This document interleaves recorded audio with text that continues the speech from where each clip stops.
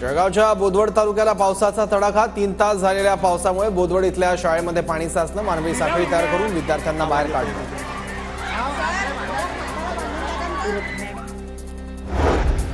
कोल्हापुरातील अंबाबाई मंदिरात शारदीय नवरात्रोत्सवाची जोरदार तयारी। मंदिर स्वच्छतेला सुरुवात, आज दर्शन बंद। नागपूर महानगरपालिका कर्मचाऱ्यांची दिवाळी गोड होणार। 30 महिन्यांच्या महागाई भत्त्याची थकबाकी मिळणार। कर्मचाऱ्यांना नोव्हेंबर महिन्याच्या वेतनात थकबाकीचा पहिला हप्ता मिळणार।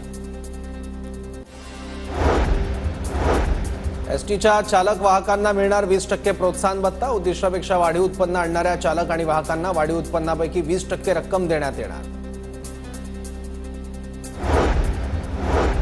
पितृपक्ष सुरू होताच पुण्यातील भाजीपाला महागला। चवळी आणि गवार 125 रुपयांवर, दर आणखी वाढण्याची शक्यता। राज्यातील शेतकऱ्यांना फळ पीक विमा योजनेचा लाभ मिळण्याचा मार्ग मोकळा। राज्य सरकारच्या हिस्स्याचे 344 कोटी रुपये विमा कंपन्यांना वर्ग।